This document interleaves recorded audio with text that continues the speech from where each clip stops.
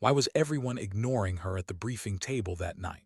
Maybe it was the way she kept her eyes low, her voice quiet, her movements small. Or maybe it was because no one ever looks twice at a woman carrying empty glasses and cleaning up after soldiers who have seen too much.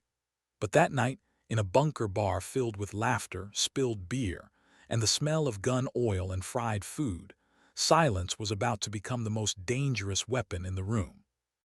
The sound of glass shattering cut through the noise like a warning shot. It wasn't the first broken glass that night, but it was the one that made the crowd turn. The waitress, a slight woman with dark hair pulled into a low ponytail, froze mid-motion, shards glinting under neon light. She looked fragile, timid, out of place.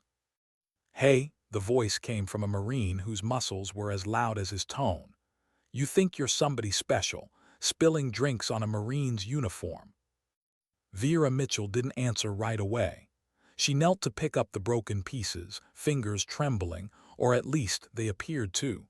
Her voice came soft, nearly swallowed by the hum of conversation. "I'm sorry, I'll clean it right away."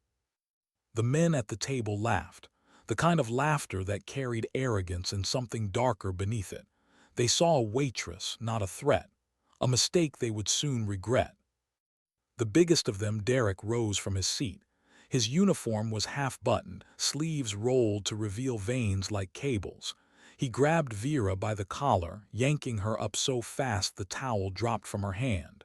"Sorry," he growled. "You think sorry cuts it?" People turned, phones came out. Nobody moved to help. You don't step between drunk Marines and their anger, not if you want to keep your teeth. But Vera didn't fight back, didn't scream. She simply stood there, her gaze low, breathing steady, the picture of fear. Yet something about her stillness didn't match the scene. It was too controlled, too measured. No one knew it yet, but the quiet woman in front of them wasn't a waitress. She was a weapon trained to survive chaos, and the man holding her collar had just lit the fuse. At the bar, Jake, the bartender, glanced toward a hidden monitor. His expression didn't change, but his hand moved subtly beneath the counter. A signal, a precaution, a countdown had just begun. Derek's friend, Rodriguez, leaned back in his chair, his accent slipping through his forced American drawl. "Girl like that shouldn't be working here. She don't belong." Vera's hand brushed her hip, so quick, so natural most would miss it. But the spot she touched was exactly where a service holster would rest. The motion wasn't nervous. It was instinct. "Derek, come on," another waitress whispered, stepping forward. "She's new. Let it go." He shoved the girl aside. "Back off, your turn's next." The air thickened. Patrons began to realize this wasn't playful bravado. It was something uglier. Vera's eyes flicked across the room, calm and assessing. 3 exits, 2 windows, 1 emergency door. She studied each for exactly 2 seconds, long enough to memorize, not long enough to draw attention. From the far corner, a man in uniform, older, watching, set down his glass. Colonel Harrison had seen this kind of tension before.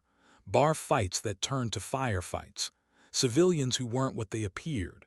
The woman's posture, her quiet control, it pulled at instincts honed in war zones. Across the room, another Marine poured his beer onto the floor deliberately. "Hey, sweetheart, clean this up too." Vera dropped to her knees again, grabbing bar towels, but her position was all wrong for a frightened waitress. Her feet were planted, knees bent, not cowering. Ready. Her hands moved with precision. Her breathing slowed to a rhythm known only to soldiers under fire. For a heartbeat, her mind drifted, rain-soaked mud, gunfire snapping through the dark, voices over radio calls that would never answer again. Then the memory vanished, replaced by silence and the slow scrape of glass against wood. By the door, Marcus, the bouncer, started to rise, a mountain of a man, but Jake gave him a subtle shake of the head. "Not yet." Vera stood and smoothed her shirt. The motion seemed nervous, but she was checking her back, making sure the fabric covered what it needed to conceal. "I didn't say you could stand up," Derek snapped, grabbing her wrist. His grip was meant to hurt, but it froze him. The muscle beneath her sleeve wasn't soft. It was coiled, dense, alive. The arm of someone who'd carried 100-pound packs through mountain passes and dragged wounded brothers through gunfire. For the first time, uncertainty flickered in his eyes. Rodriguez snorted, recording on his phone. "This'll go viral, drunk Marine school's uppity waitress." A young couple rose from a table ready to leave. "Sit down," Wilson, another man from Derek's group, ordered, blocking their path. His stance angled, deliberate, wasn't random. It was tactical. Something deeper was happening here. The civilians were pawns on a board they didn't even know existed. Vera's eyes moved to her watch. 17 minutes. Her lips moved silently, counting. A scar on her forearm caught the light, clean, precise, surgical. Too perfect to be an accident. Derek's crew began to shift, spreading through the room. Casual to anyone else but to trained eyes, it was a formation. They were taking control of the space. "Look," Rodriguez called out, zooming in on his phone. "She's got a tattoo." A sliver of black ink showed where her shirt had ridden up, just a curve of an eagle's wing. "Probably some trashy butterfly," he sneered. Vera tugged the fabric down, but her breathing had changed. No longer shallow and nervous, now rhythmic, controlled, combat breathing. At table 7, an old man stood. O'Brien, Vietnam vet. He'd been drinking quietly for an hour, minding his own, but his voice now carried a weight that turned heads. "Leave the girl alone, son." Wilson shoved him back into his seat. "Sit down, old man. This ain't your war." For the first time, Vera's mask cracked. Not with fear, with something sharper. Anger, maybe, or memory. It passed in a heartbeat, but Colonel Harrison saw it. Jake saw it. Even Derek felt it deep in the gut, that instinct that whispers when a predator in the room. Vera's hand trembled as she reached into her pocket.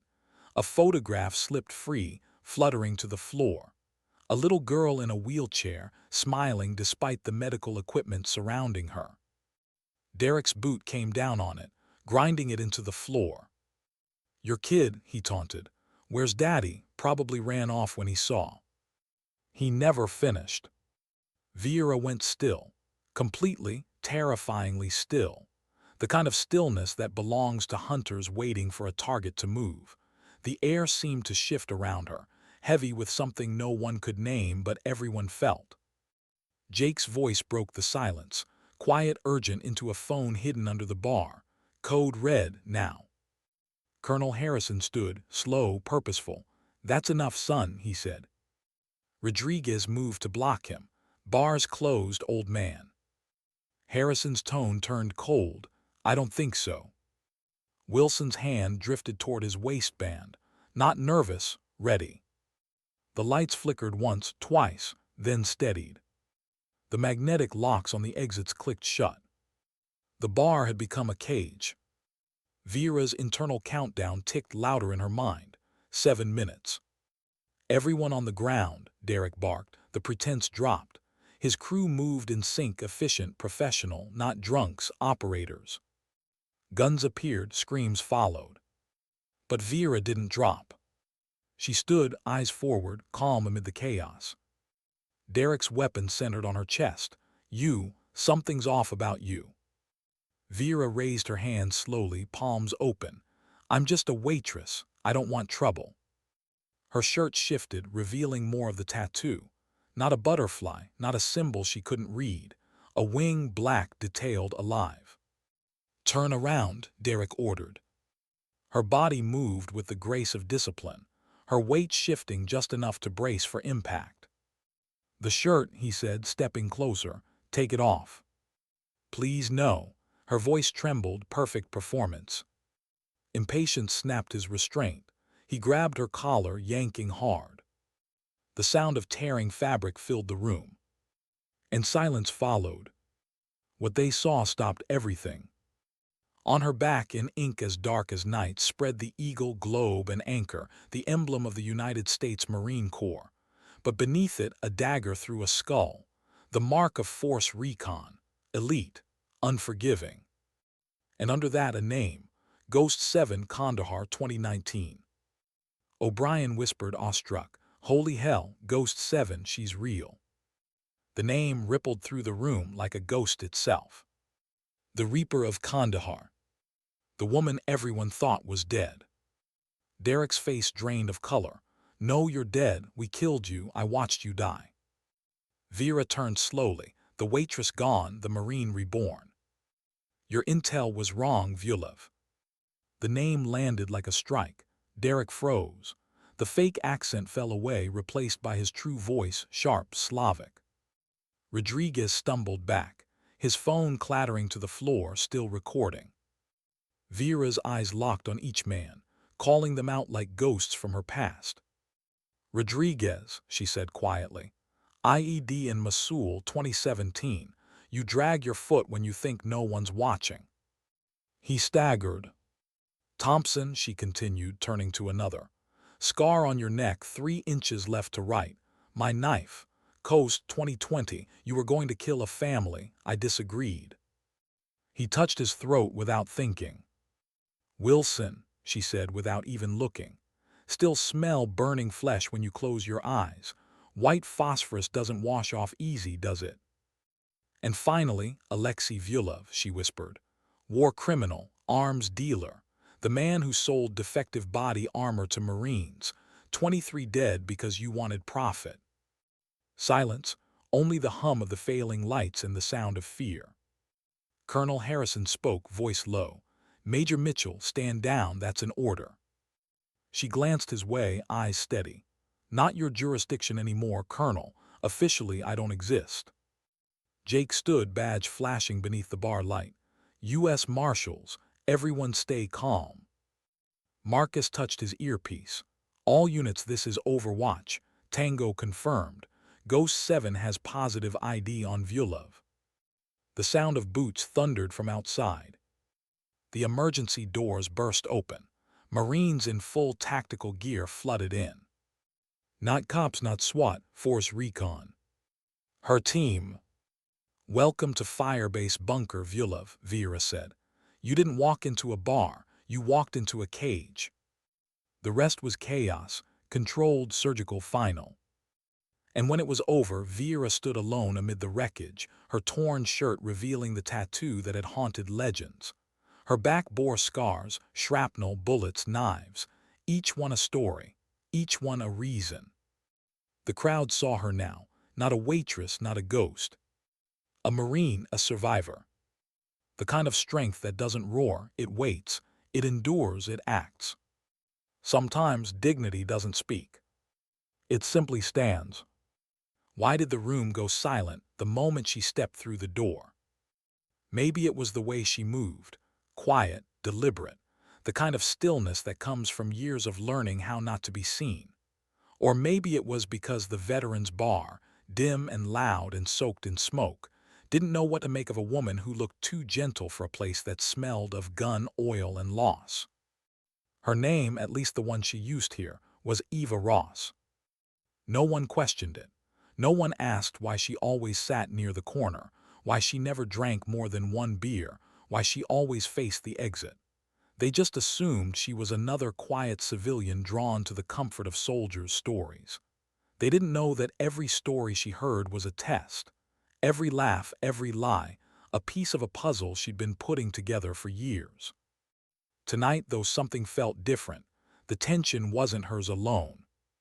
A glass hit the floor, shattering sharp against wood. "Watch where you're going," barked a sergeant built like a truck. His name was Darren Volkov. Tattoos coiled up both arms, cheap ink layered over military ones. "You just spilled on my uniform." The waitress froze, small, dark-haired, tired eyes. "I'm sorry, sir, I'll clean it up." Her voice was soft enough to make the men grin. Darren's grin didn't reach his eyes. He stood towering over her. "Sorry," he said again, as if the word itself offended him. "You think that cuts it?" People turned in their seats. No one intervened. Bars near bases had rules, spoken and unspoken. Stay out of Marines' business. Let them burn their tempers out. But this had gone past temper. Eva's gaze flicked up from the corner table, the beer untouched in her hand. Something about the waitress's posture snagged her attention. Not fear, control. The woman's knees were bent just enough to spring. Her right hand, resting near her apron, twitched in a pattern Eva recognized, counting heartbeats, combat breathing. Darren grabbed the waitress by the wrist. "You need to learn some respect." "I said I'm sorry," she whispered.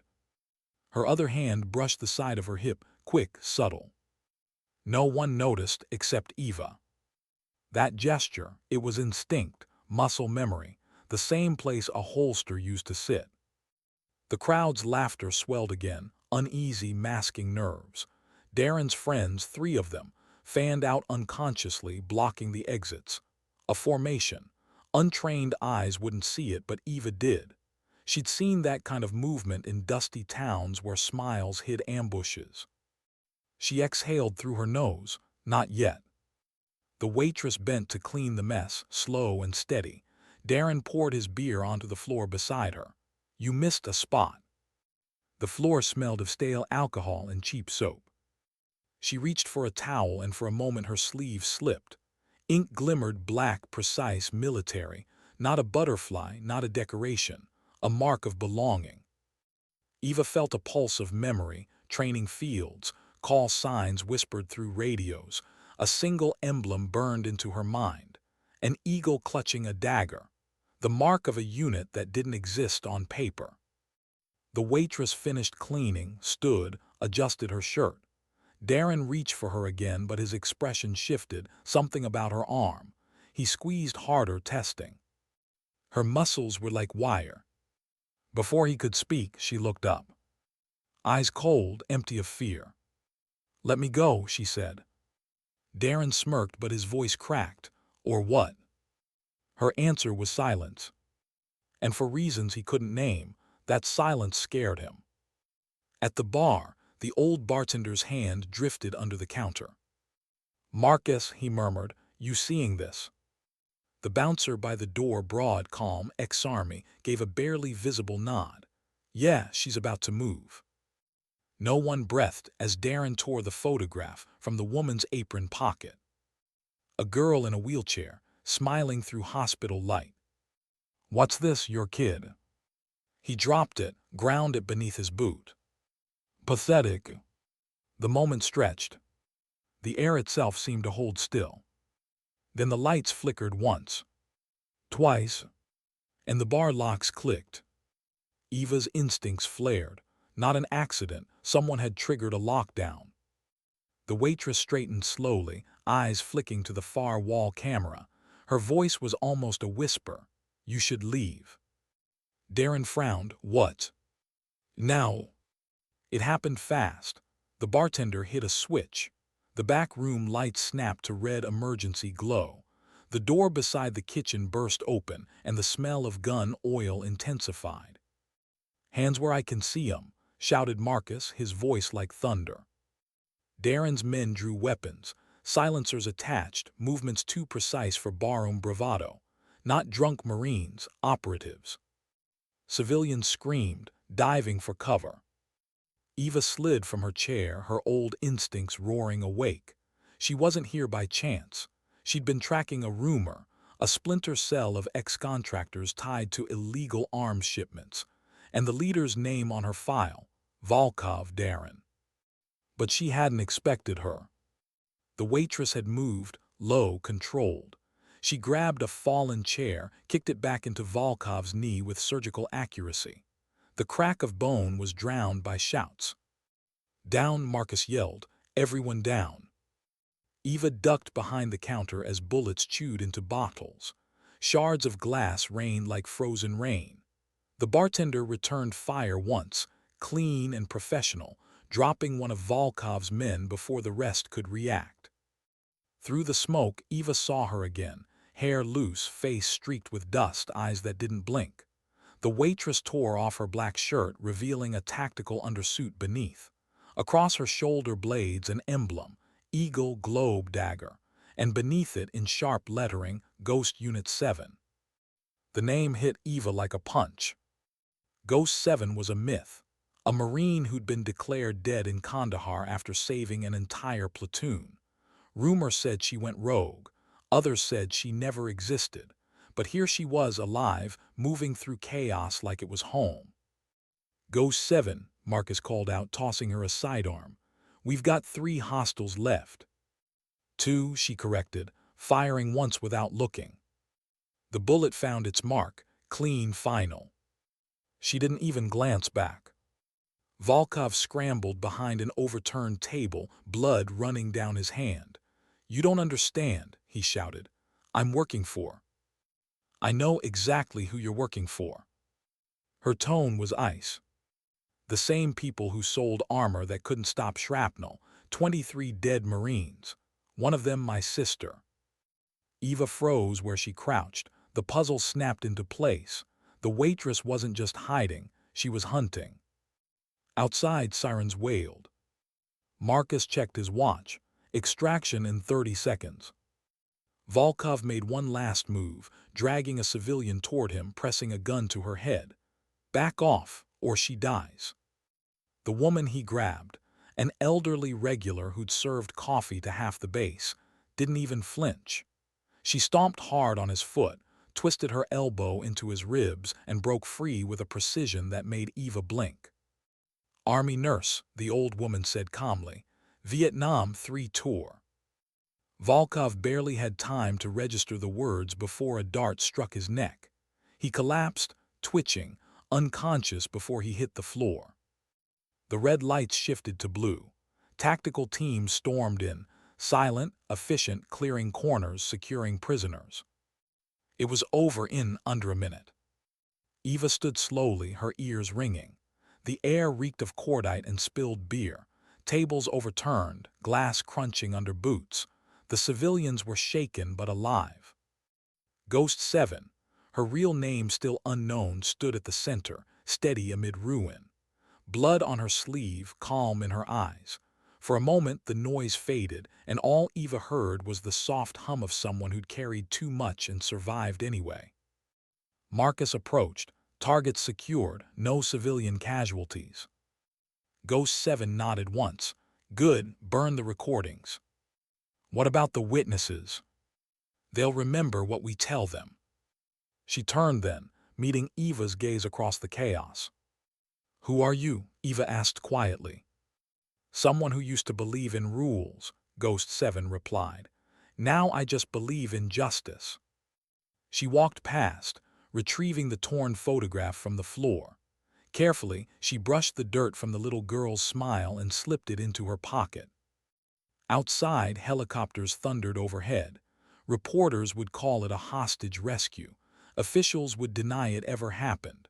The truth, as always, would live only in whispers. Eva followed her out into the rain. "You're really Ghost 7, she said. The woman didn't deny it. "I thought you were dead," Eva added. "I was." She looked up at the storm, water streaking down her face like old tears. But some ghosts don't stay buried. The sirens faded into distance. And somewhere behind them, the bar's neon sign flickered one last time before the power died completely, its final word burning through the dark: bunker. Why did she walk into the storm instead of waiting for extraction? Maybe because ghosts don't like being cornered. Maybe because rain hides tears better than silence does. Eva followed her out into the night, stepping through puddles glittering with siren light. The street outside the bunker smelled of cordite and wet asphalt, the kind of scent that clings to memories. "Wait," Eva called. "You just took down a black market cell in the middle of a marine town. You can't vanish now." The woman didn't turn. Her torn shirt clung to her shoulders, the emblem on her back glistening beneath the rain: eagle, globe, dagger. Proof of something the world wasn't supposed to see. "I've been vanishing for years," she said softly. "It's safer that way." Eva caught up, matching her pace. Safer for who? For the people who still think the system protects them. They walked past shuttered storefronts and flooded gutters. Somewhere a police siren echoed, far away, irrelevant. Ghost 7, who finally gave her first real name, Vera, moved with the same discipline she'd shown in the fight. No wasted motion, no visible emotion. Those men tonight, Eva pressed. They weren't random mercenaries. They were connected. Volkov's name been on my radar for months. Arms dealing, defective armor contracts, civilian casualties in Syria. I've been chasing him from embassy bars to ghost towns. And you? Finish the chase, Vera said. You're welcome. Eva almost laughed. You realize this'll start an international investigation. The bodies alone won't be found. The bunker was an operation. Every patron in there was part of the sting, vets, marshals, federal agents. Even the old man with the shaky hands. You think any of us would risk civilians? Eva stopped walking. You planned everything. Vera turned then, eyes fierce but tired. 3 years. Every shift, every surveillance feed, every night pretending to be a waitress while they bragged about the people they'd killed for profit. She exhaled. Tonight was justice. Justice, Eva echoed, or revenge? Vera's jaw tightened. Both feel the same when the people you loved are dead. Lightning split the clouds above, a white flash that made the puddles tremble. They found shelter beneath an awning near an abandoned gas station. The rain softened to drizzle, drumming on metal. Eva studied her, the small tremor in her hands, the blood drying at her hairline, the exhaustion behind her control. You can't keep doing this alone, Eva said quietly. You burned your cover, they'll know you're alive now. They already do. Vera reached into her pocket, pulled out the photograph, the smiling girl in the wheelchair. Her name was Sarah, she murmured. My sister, Marine like me. The armor that was supposed to save her failed in the first firefight. The company that sold it blamed the unit for improper use. Volkov's company. I was still overseas when I got the message. I promised her grave I'd find whoever signed those contracts. Eva didn't speak. There were no words for that kind of oath. So you went rogue. I went honest. Vera slipped the photo away. The Ghost program trained us to disappear, undercover Marines embedded in civilian life, watching for threats that don't show up on radars. After Kandahar, I realized we were fighting shadows while the real enemy was cashing checks, so I cut my leash. Eva felt the weight of those words. She left the military for similar reasons, trading medals for insomnia. There's a difference between justice and martyrdom. Vera gave a faint smile. Maybe, but both look the same to the people who need saving. A vehicle approached from the far end of the street, headlights low, engine barely audible. Marcus was behind the wheel of an unmarked SUV, the bartender now back in tactical black. He stopped beside them, window rolling down. Extraction point moved, he said. Too much attention downtown. Safe houses 5 blocks north. Vera nodded and climbed in without hesitation. Eva hesitated a moment, then followed. Inside, the smell of oil and adrenaline lingered. Marcus handed back a towel and a headset. Comms are dark. We're off-grid until Command decides who can be trusted.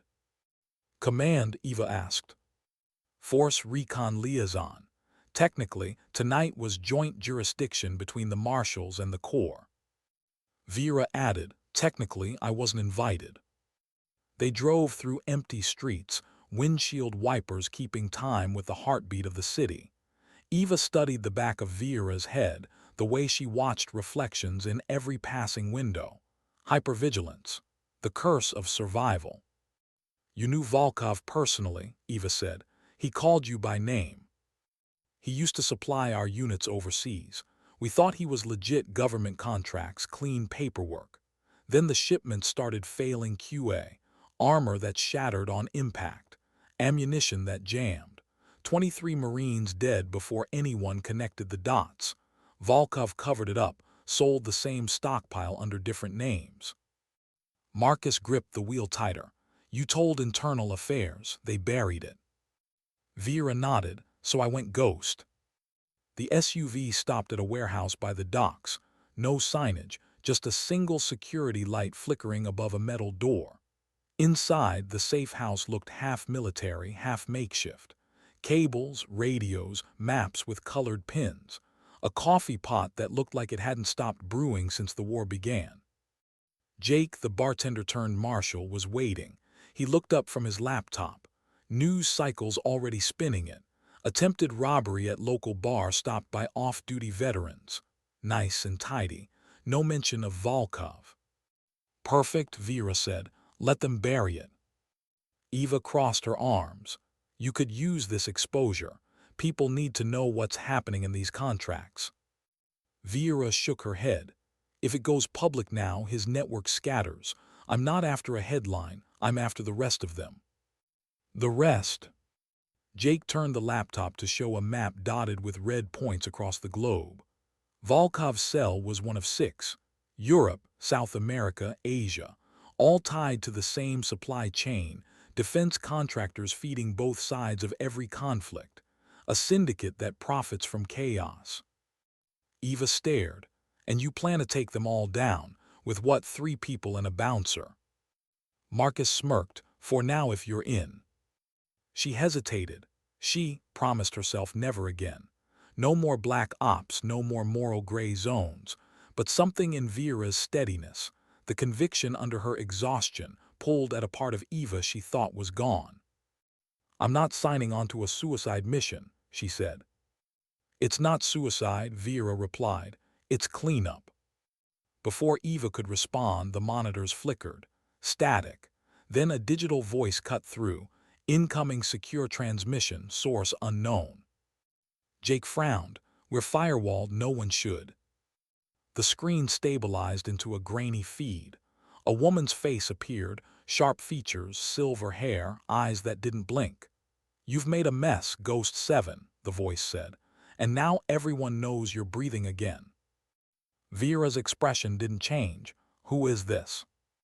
You can call me Katerina, the woman replied. You killed my brother tonight. Volkov's sister. I didn't kill him, Vera said. He was captured. Captured is temporary, Katerina said, smiling faintly.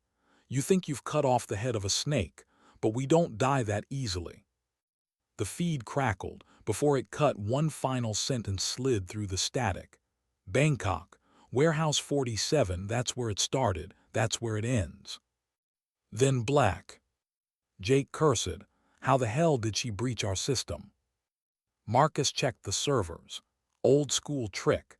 Analog line piggyback through the city grid. Whoever she is, she's got intel no civilian should. Vera stared at the blank screen. She wants me to follow. It's a trap, Eva said. Of course it is, Vera replied, already reaching for her gear. But traps work both ways. Marcus stepped in front of her. You're injured, you need rest, not another mission. Vera looked him dead in the eye. Rest is for the dead. The argument hung in the air until Eva broke it. If you're going, I'm going. Vera's gaze softened just slightly. You don't owe me this. I'm not doing it for you. I'm doing it because someone needs to make sure this doesn't turn into another ghost story. They prepped in silence. Guns cleaned, drives encrypted, evidence packed. The rhythm of professionals who'd lived too long on borrowed time. By dawn, the rain had stopped. The city smelled of renewal and rot. From the dock, the ocean stretched black and endless. A transport boat waited, engines low. Jake handed Vera a sealed folder. Your new ID, travel route under civilian cover. Bangkok's expecting a tourist, not a Marine. Vera opened the folder, glanced once and tucked it away. Eva joined her at the ramp. You ever get tired of pretending to be someone else? Vera gave a quiet laugh. Pretending, easy. Remembering who you were, that's the hard part. The engines growled to life. Marcus gave a 2-finger salute from the pier as they pulled away. Try not to start another international incident, he shouted. Vera didn't answer. Her eyes were on the horizon, on the storm that waited beyond it. Eva leaned beside her, voice low. What happens if this syndicate's bigger than you think? Then we make it smaller. The wind carried the words away, but their weight stayed. Somewhere behind them, the bunker lights flickered back on. The bar would reopen, the world would move forward, unaware that another war had already begun. One fought not for medals or borders, but for truth buried beneath profit and power. Eva watched the coastline shrink until it disappeared. "You ever miss the silence?" she asked. Vera didn't look at her. Silence is just what you hear before the next fight starts. The boat cut through the dark, heading east toward dawn. And though neither of them said it, they both knew, whatever waited in Bangkok wouldn't just decide their future. It would decide whether ghosts like them deserved to keep walking among the living. Why did Bangkok look so calm from a distance? Maybe because cities hide their scars better than people do. From the water, its skyline glittered like promise, but beneath the light, Vera knew, were men who sold wars for profit and slept soundly afterward. The boat eased into a private dock at first light. The air pressed thick and warm, smelling of salt and diesel. Eva followed Vera up the ramp, sweat already slicking her neck. Somewhere in the city, millions of people were waking to another day. For them, the world kept turning. For the two women stepping off that boat, it was about to stop. They moved fast through side streets, slipping into a crowd of market vendors opening their stalls. Vera had changed. Hair tied high, skin tone darkened by a layer of local dust and sunblock, plain cotton clothes that made her invisible. Eva wore mirrored glasses and carried a camera bag heavy enough to break ribs, half lenses, half weapons. A tuk-tuk driver waved them over. "Where you go?" Vera answered in fluent Thai, a location Eva didn't recognize. The driver nodded, smiling the way only men who sense danger but won't name it smile. Inside the rattling cab, Eva spoke over the roar of traffic. "Warehouse 47. The woman on the transmission said that's where it ends. You believe her?" "I believe people when they lie about something that personal," Vera replied. "She wanted me angry. She got it. Now I'll use it." They drove past gold-leaf temples and half-collapsed buildings. Bangkok was a contradiction, sacred and corrupt, old and new, sunlight and shadow. It suited their mission perfectly. The safe house turned out to be above a noodle shop run by a woman whose hands never stopped moving. She didn't ask questions.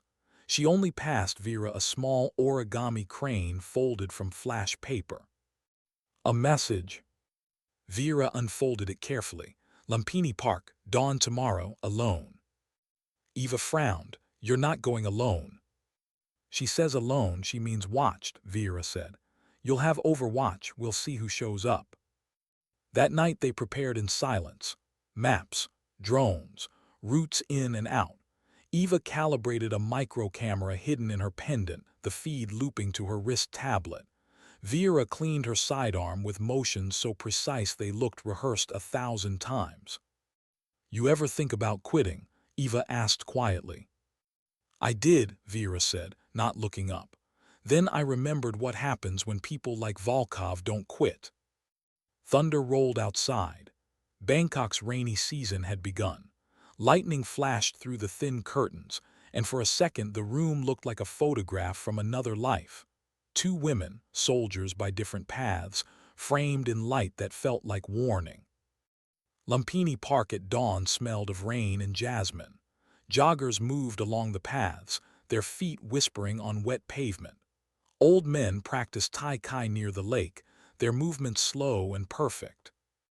Vera sat on a bench with a bag of breadcrumbs, scattering them for pigeons. To anyone watching, she looked harmless, just another traveler chasing peace. But her eyes never stopped moving, scanning reflections, tree lines, angles of approach. At exactly 6 a.m., a woman in a gray hoodie appeared from the fog and sat beside her. Younger, sharp eyes, the kind that cataloged threats by instinct. She dropped a handful of crumbs. "You were supposed to be dead," she said in accented English. "So were you," Vera replied. "Maria Santos, Ghost 8. Eva whispered into Vera's earpiece from across the park, hidden behind a newspaper. Facial match confirmed, it's her. Vera kept feeding the birds. You're hard to find, Maria. That's the point, Maria said. They're watching.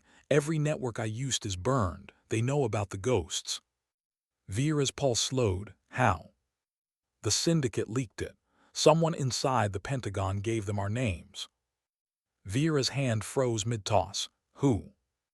Maria pulled a small, encrypted drive from her sleeve, hidden in a wad of breadcrumbs. I don't know yet, but I know who profits from it. Before she could explain, her gaze shifted. They're here. Across the park, men in jogging gear appeared in twos and threes, fit, expressionless, moving too precisely to be casual. Runners, dog walkers, a couple pretending to argue. Their spacing was perfect for crossfire. Vera's voice stayed calm. Eva, count. 8 visible, maybe more by the north gate. Copy, keep eyes high. The pigeon startled, rising in a cloud as the first silence shot cracked the air. Maria dove sideways. Vera rolled behind the bench, pulling a small pistol from the false bottom of her bag. Her shot was clean, one man down before his gun fully cleared his jacket. Move, she shouted. Eva sprinted from cover, dropping 2 smoke pellets that filled the path with white haze. Civilians screamed and scattered, turning the park into chaos. Maria slid behind a tree, clutching her shoulder where a bullet had grazed. They tracked the flash drive, she hissed. I didn't know. I do now, Vera pressed gauze to the wound. Stay with me. Gunfire popped from both sides of the path. Eva's voice cut through the static of the comms. South exit clear for 60 seconds. Go. Vera half-carried Maria through the smoke, keeping low, using panicked civilians as visual cover. They burst through the hedge onto a service road just as a black van screeched around the corner. Friendly, Marcus's voice shouted from the driver's seat. He hadn't stayed stateside after all. They dove in. Doors slammed. Bullets thudded against the metal as the van tore away, fishtailing on wet asphalt. Inside, Maria coughed blood but smiled weakly. You came. Ghosts don't leave ghosts behind, Vera said. Eva ripped open a med kit. You need a hospital. Maria shook her head. No hospitals, they're watching admissions. Everything's compromised. Marcus glanced in the mirror. We've got company. 2 motorbikes appeared behind them, headlights cutting through rain. Eva leaned out the window, fired twice, one bike down. The other swerved, closing fast. Vera twisted around, calm amid the chaos. Drive steady. She waited until the rider drew even with the back door. Then she fired through the glass, one precise shot. The man toppled backward, bike spinning out into the storm. Silence fell, broken only by the wipers. Maria slumped against the wall. The drive, get it to Harrison. It proves everything: names, payments, operations. Claiborne, he's one of them. Former CIA deputy. He's the leak. Stay with me, Vera ordered. But Maria's eyes had already glazed, her breathing shallow. She smiled faintly. Tell them we were right. Her pulse stopped. For a moment nobody spoke. Rain hammered the roof. The van smelled of metal and loss. Eva's voice was quiet. We should have never trusted the message. Vera closed Maria's eyes. She knew the risk, so did I. Marcus drove on, jaw tight. Where to? Hotel Sathorn, Vera said. Claiborne in the city for a security conference. He's our next link. Eva looked at her, disbelief mixing with fatigue. You just lost your only lead, and you want to confront a man who has half the intelligence community on speed dial. Vera met her gaze. Yes, because he doesn't know we have the proof. Hotel Sathorn was glass and marble and politics. Security men with earpieces lined the lobby, scanning everyone who breathed. Eva walked ahead, camera visible, pretending to be press. Vera followed in the crowd, head bowed, a translator's badge clipped to her blouse. They reached the mezzanine where diplomats mingled over coffee. At the center stood Jonathan Claiborne, perfect suit, perfect smile, surrounded by perfect lies. Eva whispered into her mic, "Visual on target, 20 feet ahead." Vera's voice stayed low, "Keep filming." She approached, each step calculated. Claiborne turned at the sound of heels on tile, polite smile ready. It faltered when he saw her face. "Do I know you?" he asked smoothly. "No," Vera said, "but you knew my sister." Confusion flickered, then recognition, his eyes narrowed. "That's impossible." "Everything about me is impossible," she said, "but here I am." He tried to recover his composure. "I'm in the middle of selling wars." Her tone was soft, lethal. "Maria Santos died this morning because of you." That name broke his mask. He glanced around, searching for security. Too late. Eva's camera had been live streaming the whole exchange. Vera leaned close, voice for him alone. "We have the drive, your payments, your coded correspondence with Volkov. It's over." He smiled thinly. "You think exposing me changes anything? You can't kill an idea. You'll only make martyrs." "Good," Vera said. "The world needs better ones." Security moved in. Vera didn't resist. She handed them her badge, calm as if this were part of the plan. And it was. Outside, Marcus's van idled at the curb, receiving the broadcast feed Eva had just transmitted. Within minutes, encrypted copies of Claiborne's files were already bouncing through servers worldwide. Time to release if Vera or Eva went dark. By nightfall, the story would break. An American intelligence official tied to illegal arms and staged conflicts. The syndicate's first public crack. But victory never comes clean. They hid that night in an abandoned temple outside the city, its stone walls echoing with frogs and rain. Vera sat cross-legged beside a candle, cleaning her pistol even though she hadn't fired it since the park. Eva watched her from the shadows. "You plan to get caught," Eva said. Vera nodded. "The only way to make the data believable was to force them to arrest me with it." "And now what? They'll extradite you." "Maybe. Or maybe they'll realize silencing me just proves I was right." Eva leaned back against the wall. "You ever get tired of being right?" "All the time," Vera said, then quieter, "but it's all I have left." Thunder rolled again. The candle flickered. Eva's voice softened. "You saved people today. Maria's death isn't on you." Vera looked up, eyes glinting in the light. "No, but it's because of me she died doing the right thing. That's the curse of leadership. Every victory comes carved from someone else's sacrifice." Outside, the rain eased to a whisper. Eva spoke after a long silence. "When this is over, what then?" Vera smiled faintly. "You think it ever ends?" They sat in silence, two soldiers haunted by the same ghosts. Somewhere beyond the city, sirens wailed, not emergency but ceremony. Claiborne had been arrested. The news would spread by morning. Bangkok slept. The world shifted a fraction of a degree toward truth.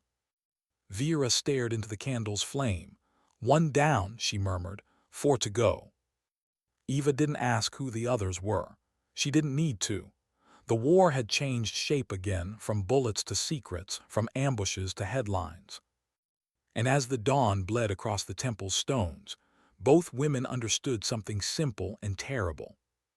The fight wasn't about survival anymore. It was about redemption.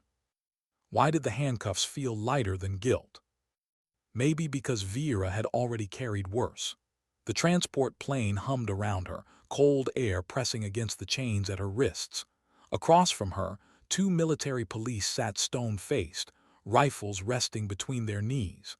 Outside the window, night stretched endless, somewhere between Bangkok and nowhere. The mission had worked. Claiborne was in custody, the data exposed, the world reeling. And still, she felt nothing but the slow ache of unfinished business. Eva sat one row back, unshackled, officially listed as consultant. She watched Vera's reflection in the window. The woman who'd once vanished into legend now looked almost ordinary. Almost. A storm gathered below the clouds. Lightning flickered like a camera flash, and for a heartbeat, Vera's face was illuminated, calm, unreadable, but her eyes, they carried miles. Eva leaned forward, speaking softly so the guards couldn't hear. "They're taking you to Pearl, high-security debrief. You know what that means." "I know," Vera said. "They'll ask who helped me. You, Marcus. They'll pretend it's about national security." "It's about control," Eva whispered. "You humiliated them." Vera's mouth curved into a faint smile. "Then maybe they'll finally remember what shame feels like." The guards glanced over but said nothing.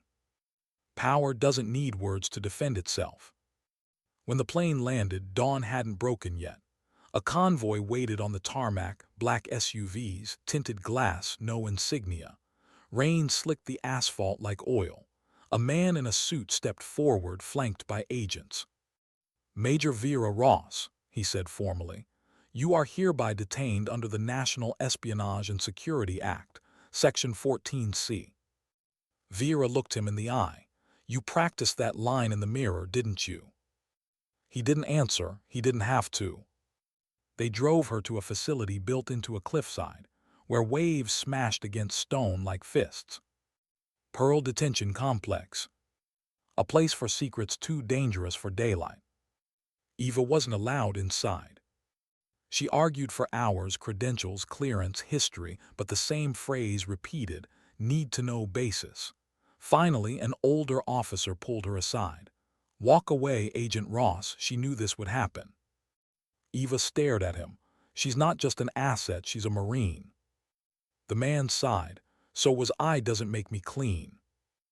Inside the interrogation room, Vera sat under a single light. No cuffs now, optics mattered. Across from her, a panel of 3 officials leafed through classified folders like priests reading confession. Claiborne's scandal had detonated in Washington. Senators were calling for hearings. But the ghost program, her program, was the bigger threat. A woman in a Navy blazer finally spoke. "You've done irreparable damage to the Corps, Major." "I exposed traitors," Vera replied. "If that damages the Corps, maybe it needed breaking." "People died under your command." "People always die under someone's command." The silence afterward was heavier than accusation. The man in the center adjusted his glasses. "You think you're a martyr?" "No," Vera said, "just the only one still standing." They ended the session without resolution. They always did. Hours bled into days. No windows, no clocks, only the hum of recycled air and the echo of footsteps that never reached her door. She spent most of her time staring at the small crack in the wall above her bunk, tracing it like a horizon. Sometimes she thought of Maria's last smile. Sometimes of Sarah's laughter. Always of Eva, somewhere out there, trying to fight a war that didn't want to be won. Meanwhile, the world shifted. News feeds screamed corruption, cover-ups, suicides among top officials. Claiborne's arrest had pulled threads that led to whole governments. Contracts frozen, alliances questioned. And then came the counterattack. Anonymous sources flooded media with edited footage painting Vera as a rogue assassin. The narrative twisted overnight. A disgraced Marine turns vigilante, kills former allies, leaks state secrets. Eva watched the headlines from a motel outside D.C., fists clenched. Every channel ran the same story. Every story used the same script. She called Marcus. "They're rewriting history." "Of course they are," he said. "The syndicate owns half the microphones. You think truth travels faster than money?" Eva paced the room. "We need to get her out." "Eva, I'm serious." "So am I," Marcus's tone hardened. "Pearl's a black site. You try, you disappear too." "Then disappear me," she said, and ended the call. That night she broke every oath she'd ever sworn. The plan came together in 3 days, too fast, too desperate, but that's how guilt works. Marcus supplied intel from inside. A sympathetic pilot owed Vera a life. And Jake, the old bartender, forged credentials that could pass a casual scan. They called it a ghost retrieval, poetic if not smart. On the fourth night, rain fell in sheets across the eastern coast. Eva approached the facility disguised as a courier, badge flickering under fluorescent lights. Inside, corridors gleamed like surgery rooms. She moved fast, head down, timing every camera rotation. In the holding wing, she found Vera's cell. "You shouldn't be here," Vera said quietly as the door opened. "I could say the same." Vera almost smiled. "You'll get yourself killed."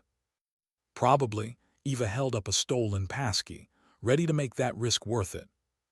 For a heartbeat, neither moved. Then Vera nodded. "Let's go." They slipped through the corridors like ghosts reborn, silent, efficient, hearts beating to the same rhythm. Alarms stayed quiet. Marcus's looped feed still played on the monitors. For once, luck seemed merciful. Until it was. At the final checkpoint, a voice cut through the intercom. "Going somewhere, Major." Claiborne's voice. Vera froze. He shouldn't have been here. Officially, he was still in custody. Unofficially, the syndicate had claws deep enough to unlock any cell. "Turn around," he said, stepping out of the shadows, flanked by two guards. "I warned you, Ghost 7. You can't kill an idea, but I can kill you." Vera stepped forward slowly. "You already tried that once." He smiled. "No, last time I underestimated your ghosts." Eva raised her weapon. "Don't." Claiborne ignored her. "You could have been a symbol. Instead, you became a liability." Vera's tone was calm. "Then I guess we're both obsolete." The fight was fast, brutal. Two guards down before the first shout finished echoing. Claiborne fired once, missed. Vera disarmed him with a twist that cracked bone. He fell to the floor, gasping. She aimed the gun at his chest. "Do it," he hissed. "Make yourself the villain they already believe you are." Her finger trembled. Eva stepped closer. "Vera, don't." The silence stretched. Thunder rolled outside. Then Vera lowered the weapon. "No, you don't get to choose how this ends." She turned to Eva. "Move." They ran, alarms screaming behind them now. By the time security reached the cell block, the two women were gone, vanished into the storm that battered the cliffs. Hours later, a small fishing boat drifted beyond radar range. Vera sat at the bow, bloodied and silent. Eva steered, salt spray stinging her face. "What now?" Eva asked. "Now we disappear again." "For how long?" Vera looked at the horizon, where dawn was just beginning to burn through cloud. "Until the next lie needs breaking." Eva shook her head. "You can't keep living like this." Vera smiled faintly. "I'm not living, I'm enduring." They sat in silence, the engines hummed, the only heartbeat between them. Then Eva said softly, "They'll call you a traitor." "They already do." "They'll call me one too." Then we're finally speaking the same language. By the time they reached open sea, radio chatter filled the frequencies, reports of explosions at Pearl, power outages, suspected sabotage. The syndicate was erasing evidence again, rewriting history before it hardened. But this time, Vera had left a backup. Weeks before Bangkok, she'd sent an encrypted package to dozens of independent journalists, set to release automatically if she went off-grid for more than 72 hours. Inside, names, accounts, recordings. The truth was out there, pulsing through networks like veins of light. They could kill her body, but not the story. Eva didn't know that yet. She only knew the ocean looked endless. "You think anyone will believe us?" she asked. Vera watched the sunrise. "Belief doesn't matter, action does." The first rays broke over the waves, gilding their faces with gold. For a moment, the world felt almost clean again. Eva leaned back, exhausted. "Where do ghosts go when the war ends?" Vera's answer came like a prayer. "They don't, they just stop haunting the wrong people." The boat cut forward, twin wakes trailing like scars healing over water. Behind them, governments scrambled, Empires trembled, and somewhere on land, a file labeled Ghost Program, terminated slid quietly into an archive that no one would ever dare to open again. Because some stories aren't meant to be erased. They're meant to remind. And sometimes dignity doesn't speak. It simply acts. How long can ghosts outrun the living? Maybe forever, maybe until the sea forgets their names. 3 months had passed since Pearl burned. The world had moved on, new scandals, new wars, new distractions. But for Vera and Eva, time had become a measured silence. They lived in a borrowed flat above a shuttered bakery in Lisbon, the kind of place where no one looked twice at strangers who never smiled. Every morning, Vera fixed the old radio that never worked. Every night, Eva stared at maps until dawn. Between them lay the kind of friendship built from shared blood and mutual exhaustion. Eva watched her from across the room. "You still think about Bangkok?" Vera nodded. "Bangkok, Pearl, Kandahar, pick a place. They're all the same after dark." Eva folded her arms. "You could disappear for real this time. New name, new country." Vera's reply was soft. "And when another Claiborne rises, another syndicate starts selling the next war, what then? You can't fight every ghost." "Maybe not," Vera said, "but I can make the living a little more afraid of them." A knock interrupted the coded pattern they'd agreed on. Two short, one long. Marcus stepped inside, older, thinner, the ocean still clinging to his jacket. He carried a satchel full of classified air. "You're both hard to find," he said. "Not hard enough," Vera replied. He tossed a folder on the table. "Intercepted transmission out of Warsaw. A name came up, Katerina Volkov. She's alive." The name froze the room. Vera's jaw tightened. "She's supposed to be dead." Marcus shook his head. "She wasn't in Bangkok during the raid. She's rebuilt the network under a new front, humanitarian logistics, moving medical supplies that happen to weigh like rifles." Eva exhaled. "What's the plan?" Marcus met Vera's eyes. "You tell me, Major. I didn't sail halfway across the Atlantic to give orders." Warsaw winter. Cold that bit through bone, streets lined with history and ghosts of other wars. Vera moved through the crowd in a wool coat, scarf up to her cheekbones, eyes hidden behind civilian calm.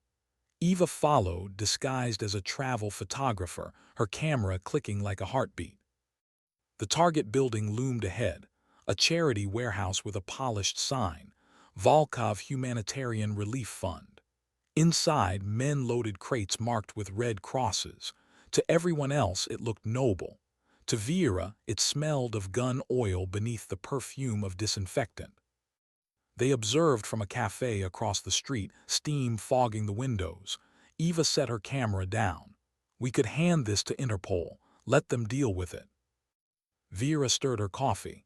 "Interpol takes weeks. Volkov moves in hours." Eva frowned. "You're not here to arrest her, are you?" "No," Vera said quietly.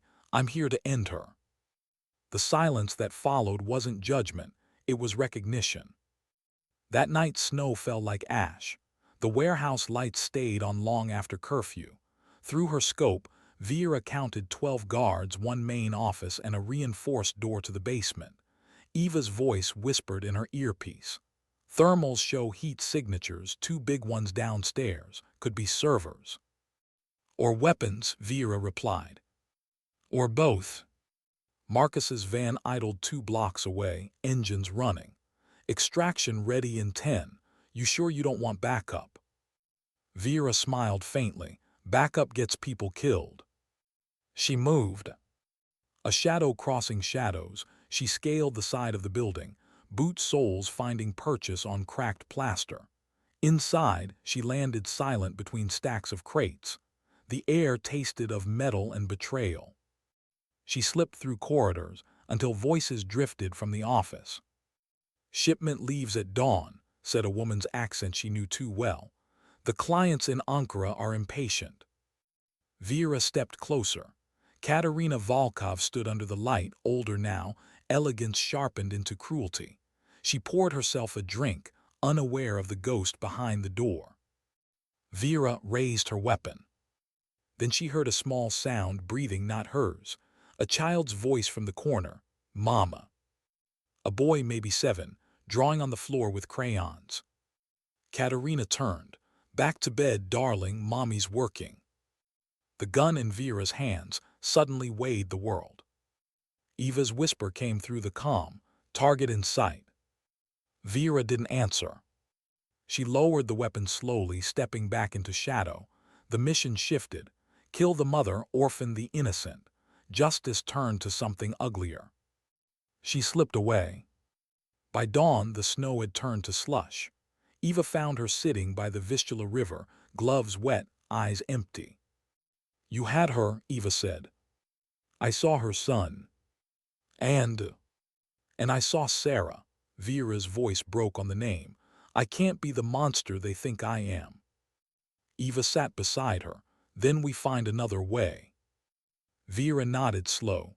"We use the files, expose her, not kill her." Marcus joined them, handing over a flash drive. "Downloaded from the warehouse servers before the alarm tripped. You were right, it's all there. Weapons, routes, bank transfers, political bribes." Eva took it carefully. "We leak this, they'll chase us across continents." "They already do," Vera said. She looked toward the waking city. Somewhere in those buildings, the boy she spared was waking to breakfast and cartoons. She hoped he'd never learn what mercy cost. That evening, a new broadcast hit global networks. Anonymous footage exposing Volkov's humanitarian facade. Bank statements tying her to international arms deals, politicians, even generals. It spread like wildfire. Embassies denied, agencies panicked, markets shook. Vera watched from a train window as Warsaw blurred into night. She didn't smile. Eva sat across from her. "You did it again." Another ghost story turned into truth. "No," Vera said softly, "just another chapter." "Think she'll come after us?" "She already has." Outside, snow turned to rain, and the train cut south toward Vienna. At a border checkpoint, soldiers boarded for inspection.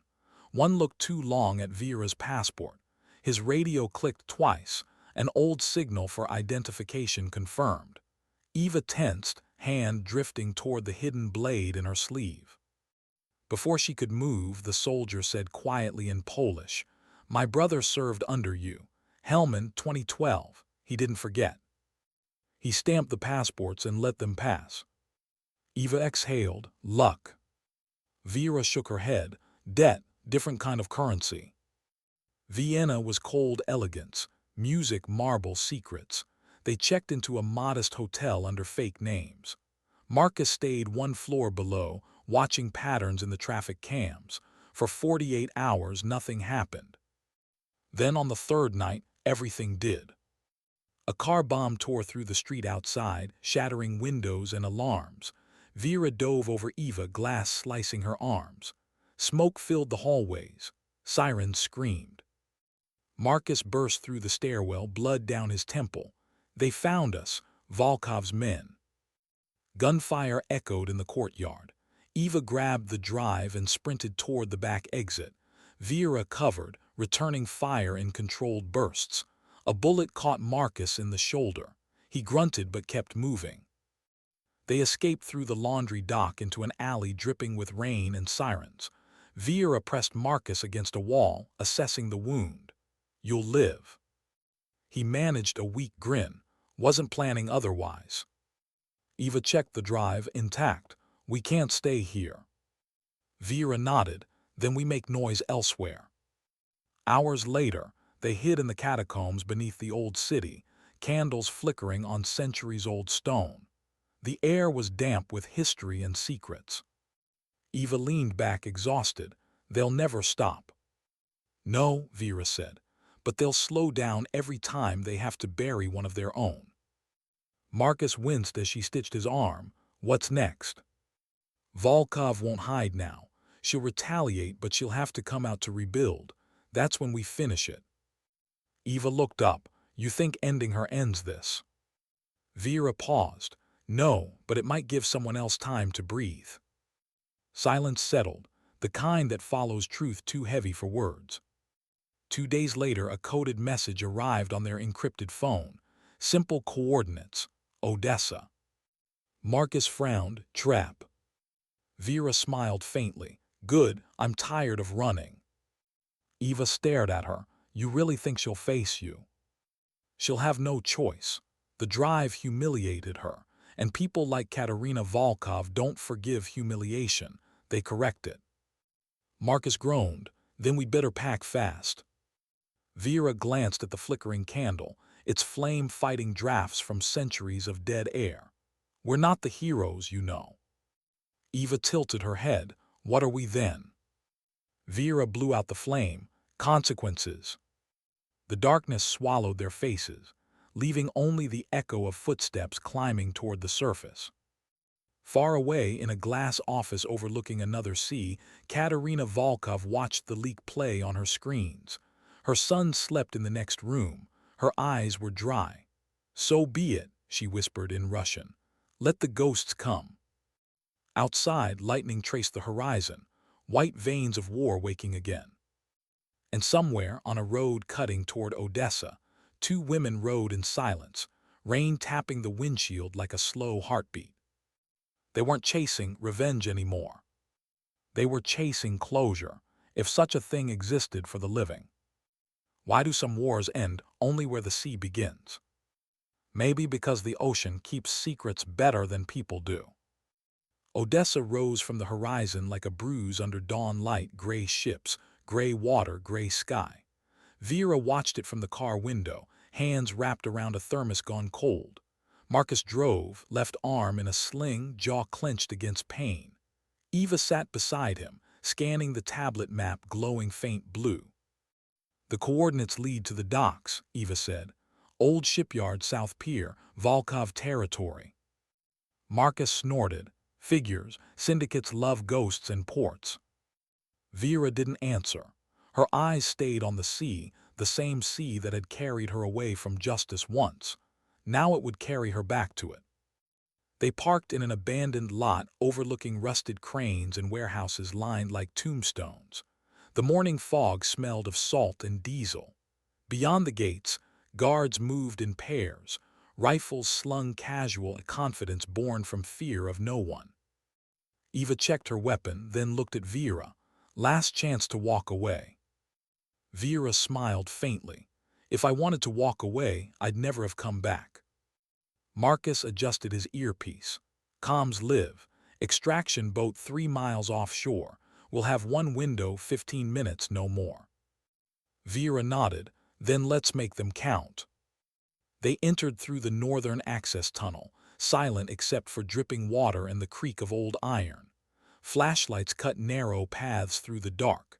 The deeper they moved, the louder the hum of generators grew, not old power, new. Someone had rebuilt this place. At the first junction, Eva froze. Heat signatures ahead, 2 guards. Vera gestured she'd take the left. 2 quick movements, muffled impacts, and silence returned. The path opened into a wide loading bay filled with stacked containers marked with shipping codes that meant nothing and everything. Medical, humanitarian, reconstruction. Marcus whistled softly. Looks like half a nation's worth of lies. Vera brushed dust from one crate's corner, revealing fresh paint, VOLKOV logistics. Her jaw tightened. She didn't even bother changing the name. From the mezzanine above came the echo of footsteps. A voice, female, calm, confident. Your predictable Ghost 7. They looked up. Katerina Volkov stood at the railing, flanked by men in tactical black. Her hair pulled tight, eyes cold. Behind her, computer monitors glowed with tracking data, satellite images, maps, intercepted communications. Last time we met, she said, you spared my life. Why undo your mercy? Vera called up, voice steady. Because you turned it into business. Katerina smiled. Business is the only faith left. You of all people should know, every bullet needs believers. Eva whispered, she's stalling. I know, Vera murmured. Let her talk. Katerina stepped closer to the railing. You exposed Claiborne, ruined my network, made me a fugitive in half the world. But here's the truth, Major Ross, you didn't stop anything. You just made me smarter. You made me global. Screens behind her changed, routes across Africa, Asia, Europe, shipments labeled as aid. Conflict never dies, she said. It migrates. Vera raised her weapon. Not this time. Katerina's eyes flicked past her. You brought friends. Gunfire erupted from the catwalks. Marcus dove behind a crate, returning bursts. Eva rolled to cover, taking down 2 attackers. Sparks showered from shattered metal. Marcus flank left, Vera shouted. I'm already left, he grunted. Grenades clanged against steel. The blast threw Eva across the floor, ears ringing. Smoke swallowed the air. Through the haze, Vera saw Katerina retreating toward the command room.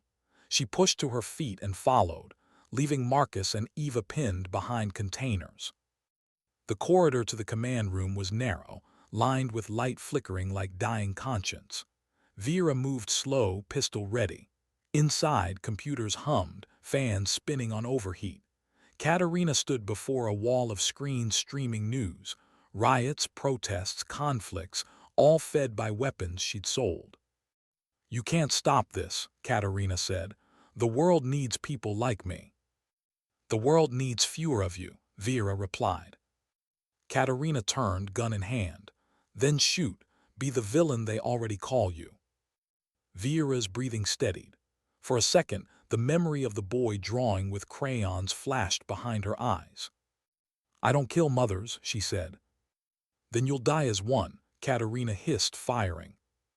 The bullet grazed Vera's shoulder. She dropped, rolled, fired back. Glass shattered. The console sparked. The room filled with the smell of ozone and blood. When the smoke cleared, Katerina was on the floor, gun kicked away, eyes wide. You think you're better than me, she whispered. No, Vera said. Just done pretending I'm worse. Katerina's gaze flicked to the console. You can't stop the shipments. They're automated routes, payments, clients. Even if you kill me, the network lives. Vera looked around, hundreds of drives blinking in racks. The beating heart of the syndicate. Then we cut the heart, she said. She pulled a thermite charge from her belt, armed it, and placed it against the central server. Wait, Katerina shouted. You'll destroy the evidence. Good, Vera said. Truth doesn't need proof, it needs peace. She turned and left. The explosion tore through the warehouse, blooming white-hot.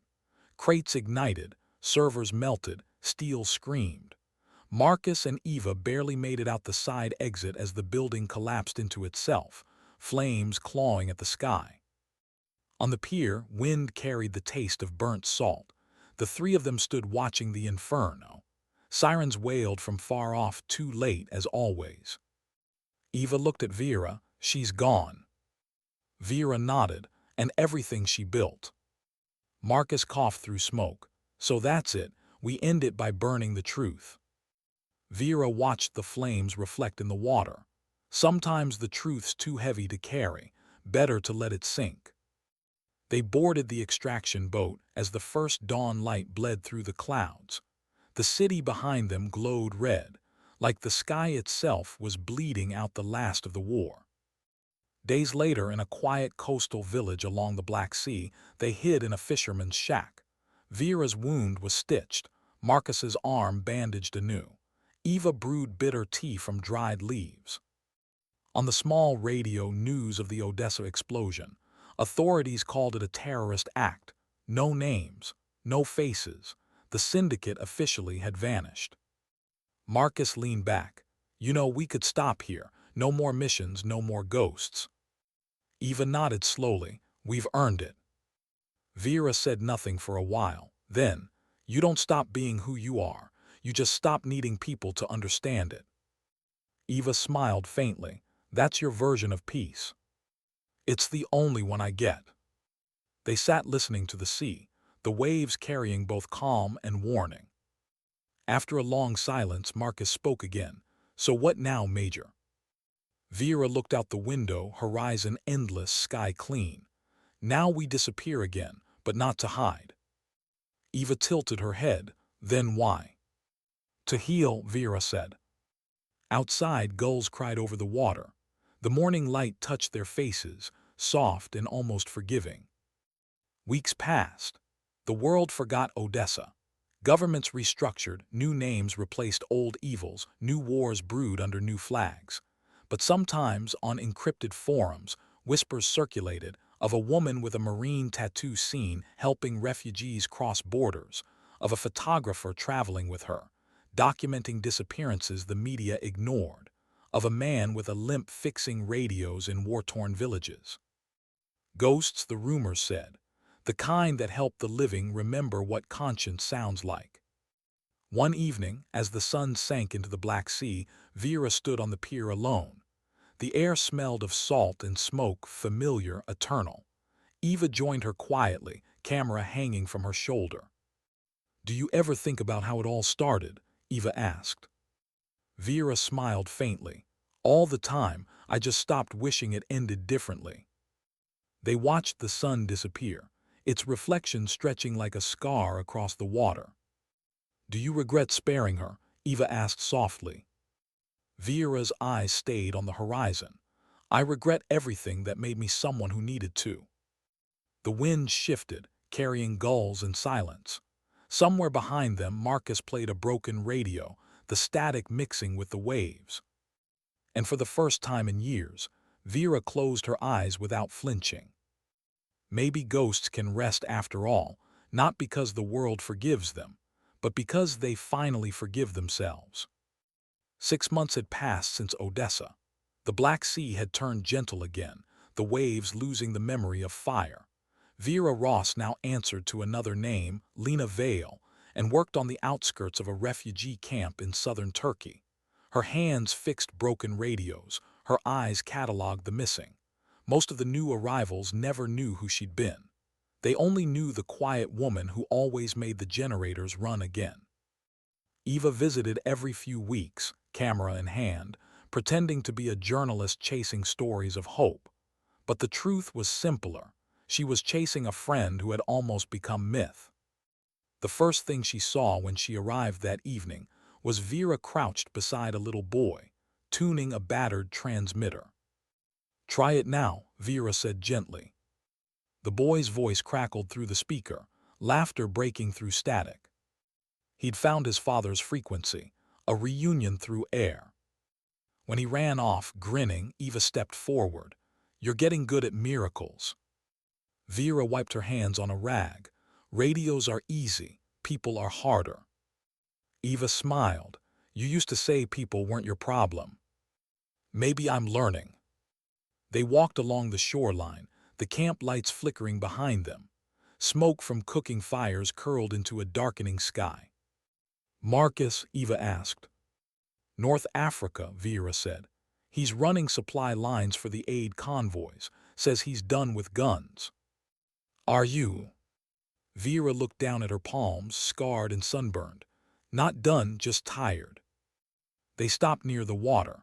The surf hissed like old ghosts breathing out. Night came with wind off the sea. Eva's small drone hovered above the camp, recording the glow of tents and the movement of survivors. "There's beauty here," she murmured, "even after everything." Vera sat on a rock, radio pieces scattered around her like puzzle fragments. "Beauty doesn't erase what we did." "It doesn't have to," Eva said. "It just has to exist beside it." Vera glanced up, half smiling. "You sound like a therapist." "I sound like someone who's tired of nightmares." For a moment, silence. Then Vera said, "You know, I still see them sometimes, Volkov, Maria, Sarah, all the faces that led me here." Eva sat beside her. "Maybe they're not haunting you anymore. Maybe they're just reminding you why you stopped." Vera considered that. The wind picked up, scattering sand across the metal pieces at her feet. "I thought redemption meant being forgiven," she said. "But maybe it just means choosing not to be cruel again." Eva nodded. "Then you're already there." Days blurred into weeks. The camp filled with more families fleeing new conflicts, different borders, same wounds. Vera worked quietly, fixing radios, patching roofs, teaching kids how to solder wires instead of carrying them like triggers. One afternoon, a convoy arrived from the north, white trucks, blue flags, United Nations. Among them, an intelligence officer stepping carefully through the mud. He looked out of place among the dust and hunger. "Miss Vale?" he asked. Vera straightened slowly. "Yes." He handed her a sealed envelope. "From Geneva, they say it's urgent." Inside was a single line of text, typed on plain paper. "CLAWBURNE dead. Investigation REOPNED. You were right." No signature, no seal, just acknowledgement half buried in bureaucracy. Eva read over her shoulder. "So, justice." Vera folded the paper once and tucked it into her pocket. Too late for that. "But it's something." "Maybe," Vera said. "Or maybe it's just another way for them to feel clean." Eva studied her. "You're not going back." "No, let them fight their ghosts. I've met mine." That night lightning flared far out at sea. The storm rolled in slow, dignified. Vera stayed outside as wind tore at the tents. Eva joined her, hair whipping across her face. "Remember what you said in Odessa," Eva shouted over the roar. "That we're not heroes, we're consequences."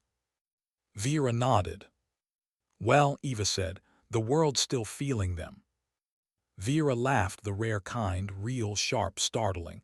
It cut through the storm like truth. "Good. Maybe that means it's still alive." They secured ropes, helped families move to the higher ground.